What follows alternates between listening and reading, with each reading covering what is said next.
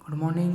TTC द्वारा आयोजित ई lecture श्रृंखला में गवर्नमेंट पॉलिटेक्निक कॉलेज से लेक्चरर मैकेनिकल के द्वारा स्ट्रेंथ ऑफ मटेरियल जो सब्जेक्ट है हमारा, जिसका कोड सिलेबस में MA 201 है, उसमें जो लास्ट लेक्चर था उसमें introduction of stress and strain and different mechanical properties of material का स्टडी किया गया था। नाउ अब उन प्रॉपर्टीज़ को कैसे फाइंड आउट किया जाता है, फिजिकल सिग्निफिकेंस उनका किसी लैब में कैसे फाइंड आउट किया जाता है, उसकी स्टडी करेंगे। मटेरियल्स की प्रॉपर्टीज़ को फाइंड आउट करने के लिए लेबोरेटरीज में जो टेस्ट किए जाते हैं, डिफरेंट मैकेनिकल प्रॉपर्टीज़ के लिए डिफरेंट टेस्ट होते हैं। जो मोस्ट कॉमन टेस्ट है मैकेनिकल प्रॉपर्टीज़ को फाइंड आउट करने के लिए वो है टेंसाइल टेस्ट। टेंसाइल टेस्ट में एक जिस मटेरियल का प्रॉपर्टीज़ को फाइंड आउट करना है, उस मटेरियल का एक कंपोनेंट बनाया जाता है जिसको हम स्पेसिमेन ऑब्जेक्ट बोलते हैं।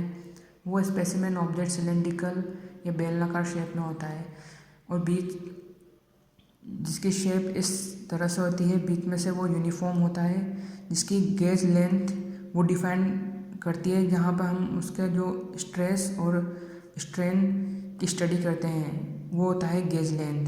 बिकॉज एक जो सेक्शन है ये यूनिफॉर्म है, बेलनाकार टोटली यूनिफॉर्म है यहाँ से यहाँ तक, तो इसमें जो भी स्ट्रेस वेरिएशन होगा वो यूनिफॉर्म होगा और जो स्ट्रेन और डिफॉर्मेशन आएंगी वो इजीली मेजरेबल होंगी। नाउ जब इस स्पेसिमेन को मशीन में लोड करते हैं तो वहाँ पर एक डायल इंडिकेटर होता है जिसमें लोड का पता लगता है कि इतना लोड अप्लाई हो रहा है, और एक्सटेंशोमीटर्स की सहायता से उसका एलोंगेशन जो इस गेज लेंथ में होगा उसका पता लगाते हैं। तो इनिशियली जब इस पर लोड अप्लाई किया जाता है 0 पे या O कंडीशन पे, लोड बढ़ाते हुए जाते हैं A कंडीशन तक, तो ये ग्राफ होता है linear. Linear means stress and strain जो दो प्रॉपर्टीज़ हैं वो आपस में प्रोपोर्शनल होंगी। जिस रेशियो में स्ट्रेस इंक्रीज़ होगा उसी रेशियो में स्ट्रेन भी इंक्रीज़ होगा। जनरली ए जो लिमिट रहती है उसको बोलते हैं प्रोपोर्शनलिटी लिमिट या प्रोपोर्शनल लिमिट। 0 से A तक का ग्राफ होता है लीनियर, तो सिग्मा जो स्ट्रेस है डायरेक्टली प्रोपोर्शनल होता है स्ट्रेस एफ जो एप्सिलॉन है। जब इस लिमिट ऑफ प्रोपोर्शनलिटी को हटाया जाता है तो कांस्टेंट आता है E, वो होता है यंग मॉडुलस या लिमिट ऑफ प्रोपोर्शनलिटी कांस्टेंट।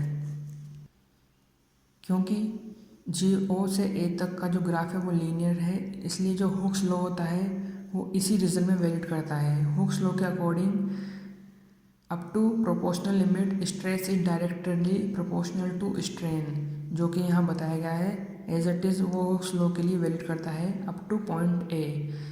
अगर यदि लोड को A पॉइंट से और इंक्रीज किया जाता है B पॉइंट तक, तो जो ग्राफ या कर्व बनता है वो लीनियर नहीं रहता, थोड़ा कर्वी शेप में हो जाता है B पॉइंट तक के लिए। B पॉइंट एक इलास्टिक पॉइंट होता है जहाँ पर अगर लोड को रिमूव किया जाता है तो जो बार या कंपोनेंट है वो उसकी ओरिजिनल शेप में जाता है, जो कि जो विदाउट अप्लाई द लोड की जो कंडीशन होती है O वाली कंडीशन पे वापस उसकी आ जाता है, मतलब उसमें स्ट्रेन या डिफॉर्मेशन नेग्लिजिबल या 0 होगा। So from A to B, after increasing further load beyond point A, stress and strain relationship remain no more linear. It becomes curved up to point B, but it remains in elastic limit of the material. Means अगर load को remove करेंगे B point तक भी तो भी component उसकी original shape में आ जाएगा without any deformation. Now if load is further increased beyond point B from point C, then local yielding take place from point C. So C point is called yield point and stress at this point C is yield stress. Now from C to D, ductile extension occurs, means area of the cross section decrease in the same proportion of the length increase। मतलब जिस proportion में cross section area decrease होगा उसी proportion में length भी increase होगी। C to D, तो C to D होता है परफेक्टली इलास्टिक रीजन या यील्डिंग रीजन। इस रीजन में C to D वाले रीजन में without stress increasing, strain is continuous increasing, मतलब स्ट्रेस इंक्रीज नहीं होगा परंतु जो स्ट्रेन है वो इंक्रीज होती रहेगी विदाउट इंक्रीजिंग लोड। अगर आप लोड को इंक्रीज भी नहीं करते हो और मटेरियल इस रीजन में है तो भी स्ट्रेन उसमें कंटिन्यूस इंक्रीज होता रहेगा डी पॉइंट तक।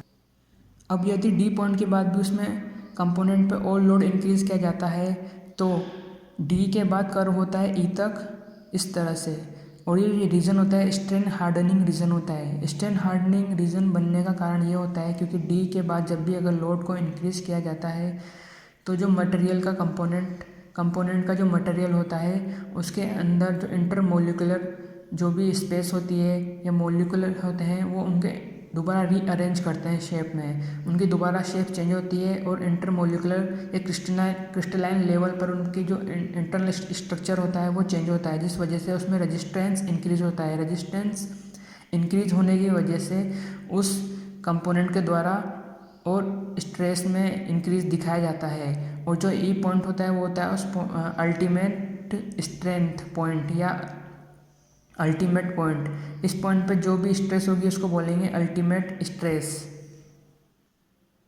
नाउ ई के बाद अगर उस कंपोनेंट पे और लोड बढ़ाया जाता है या इंक्रीज किया जाता है तो जो कंपोनेंट के जो गेज लेंथ वाला एरिया होता है, मिडिल में गेज लेंथ वाले एरिया में एक लोकल प्लास्टिक डिफॉर्मेशन होता है, जिस वजह से उसमें धीरे धीरे इलोंगेशन बढ़ता जाता है और उसका क्रॉस सेक्शन एरिया बहुत ही ज़्यादा कम हो जाता है, जिस वजह से पॉइंट एफ तक आते आते वो जो कंपोनेंट होता है उस सेक्शन के वहाँ से ब्रेक हो जाता है या रप्चर हो जाता है या फेल हो जाता है। तो पॉइंट सी को कहते हैं फेलियर या रप्चर पॉइंट। और जिस स्ट्रेस पर कंपोनेंट फेल होता है या इस पॉइंट एफ के अकॉर्डिंग जो स्ट्रेस होता है उसे बोलते हैं रप्चर या फेलियर स्ट्रेस। सो ये पूरा जो डायग्राम बनता है ये वो होता है स्ट्रेस स्ट्रेन डायग्राम, जहाँ पर ओ से ए तक होता है लीनियर प्रोफाइल, ए होता है इसमें प्रोपोर्शनलिटी लिमिट, ए से बी होता है नॉन लीनियर प्रोफाइल या कर्व नेचर, बी होता है इलास्टिक लिमिट पॉइंट, सी होता है यील्ड पॉइंट, सी से डी होता है प्लास्टिक या परफेक्टली प्लास्टिक या यील्डिंग जोन, डी से ई वाला जो रीजन बनता है ये वाला वो होता है strain hardening region, E point होता है अल्टीमेट पॉइंट, और जो स्ट्रेस अकॉर्डिंग ई पे होती है वो होती है अल्टीमेट स्ट्रेंथ, एफ पॉइंट होता है रप्चर पॉइंट, और जो इसकी स्ट्रेस होती है अकॉर्डिंग वो होती है rupture stress. So Hooke's law जो कि हमने अभी पहले लिमिट ऑफ प्रोपोर्शनलिटी जो टेंसाइल टेस्ट डायग्राम में देखा था, तो उसके according up to limit of proportionality stress is directly proportional to the strain, means stress और स्ट्रेन लीनियर रिलेशन में होंगे लिमिट ऑफ प्रोपोर्शनलिटी तक। तो sigma is directly proportional to E epsilon यानी स्ट्रेन। जब लिमिट ऑफ प्रोपोर्शनलिटी कांस्टेंट वहाँ से हटेगा तो वहाँ पे कांस्टेंट आएगा जिसे बोले मॉडुलस ऑफ इलास्टिसिटी या प्रोपोर्शनलिटी लिमिट कांस्टेंट। तो ई के जो यूनिट्स होंगी वो होंगी स्ट्रेस के अकॉर्डिंग ही, जो स्ट्रेस की यूनिट होगी वही ई की यूनिट होगी, क्योंकि एप्सिलॉन जो कि स्ट्रेन है वो होता है यूनिट लेस, तो ये दोनों सेम होगा। अब जब आप देख रहे हो ये जो इक्वेशन बनी है या जो फॉर्मूला इक्वेशन वाला है ये एक स्ट्रेट लाइन वाला इक्वेशन बन रहा है। स्ट्रेट लाइन जनरली क्या होती है y is equal to m x plus c. अब यहाँ पर c को अगर हम जीरो कर दें यानी कांस्टेंट जीरो है तो ये इक्वली जो स्ट्रेट लाइन की इक्वेशन है वो बनती है। अगर हम इसको ग्राफ में प्लॉट करें तो y एक्सिस पे लेते हैं सिग्मा और x एक्सिस जो हॉरिजॉन्टल एक्सिस है उस पर लेते हैं एप्सिलॉन, तो ये m है वो इक्वल होगा ई के, तो मतलब जो स्लोप बनेगा वो होगा ई के बराबर। तो m equals to tan theta जो कि स्लोप की डेफिनेशन होती है sigma upon epsilon equals to e. मतलब अगर कोई भी ग्राफ दिया हुआ है सिग्मा और एप्सिलॉन में और लिमिट ऑफ प्रोपोर्शनलिटी तक है तो वो लीनियर होगा, तो उस पर स्ट्रेट लाइन की इक्वेशन की कंडीशन अप्लाई हो सकती है।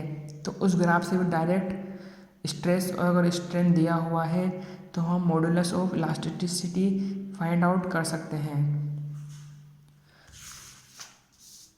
नाउ अगर हम आगे बढ़ें तो स्ट्रेस किसी बार पर जब आता है जब उस पर लोड लगाया जाता है, तो अगर हम स्ट्रेस को लोड की और एरिया की फॉर्म में लिखें तो वो होगा पी बाई ए, ई होगा मॉडुलस ऑफ इलास्टिसिटी और एप्सिलॉन उसमें कितना इलोंगेशन हुआ है और उसकी इनिशियल लेंथ कितनी थी, तो डेल्टा बाई एल ये होगा इलोंगेशन। तो इलोंगेशन की फॉर्म होगी एल यहाँ से इधर क्रॉस हो जाएगा और ई यहाँ से इधर क्रॉस होकर ए की तरफ। तो इलोंगेशन की जो फॉर्मूला बनेगा वो होगा PL/AE, जो कि एक अनदर डिराइव्ड फॉर्मूला है डायरेक्ट कैलकुलेशन के लिए, ताकि डायरेक्ट अगर आपको लोड दिया हुआ है, लेंथ है, एरिया है और उसका मॉडुलस ऑफ इलास्टिसिटी है, तो डायरेक्ट आप इलोंगेशन को भी फाइंड आउट कर सकते हैं। नेक्स्ट लेक्चर में बात करेंगे principle of superposition. Thank you.